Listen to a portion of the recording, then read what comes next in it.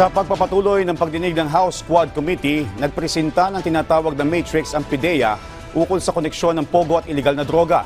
Isa naman sa mga humarap sa pagdinig si dating Senador Antonio Trillanes IV na may pasarig laban sa mag-amang Duterte. Ang detalye sa balitang pambansa ni Mela Lesmoras ng PTV Manila.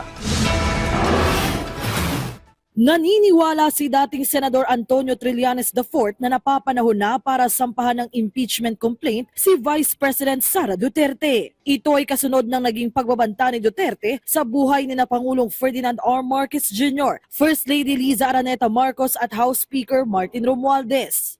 Hinog na. Sobra. Pwede siyang kasuhan criminally. In fact, kinakasuhan na siya ngayon.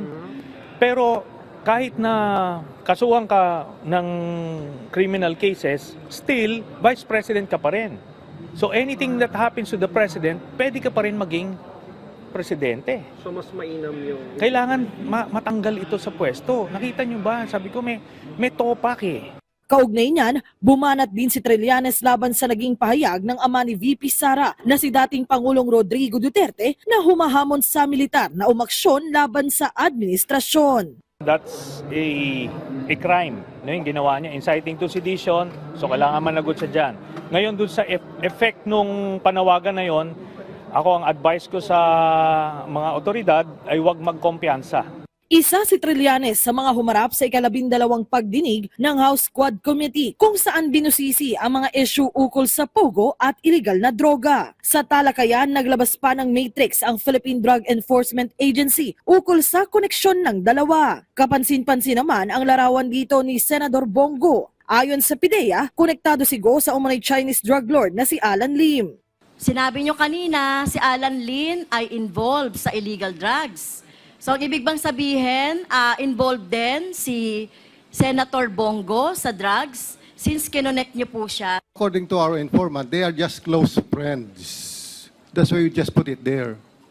They are just close friends. It is not specific that they are involved in drugs. That's why we have these incorporators, just to interlink them. And we are still digging that what we can have against these people. It is not yet complete, ma'am.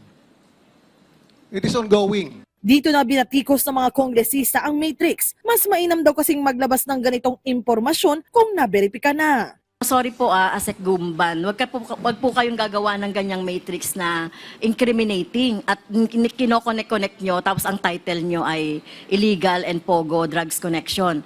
Huwag tayong magkakamali because you do not want to accuse a wrong person, Asek Gumban. Sorry, Mr. Chair, maybe the title is wrong. Si Senador Go itinanggi ng kaibigan niya si Lim at iginiit na siya mismo ay galit din sa iligal na droga. Mula sa PTV, Mela Lesmoras para sa Balitang Pambansa.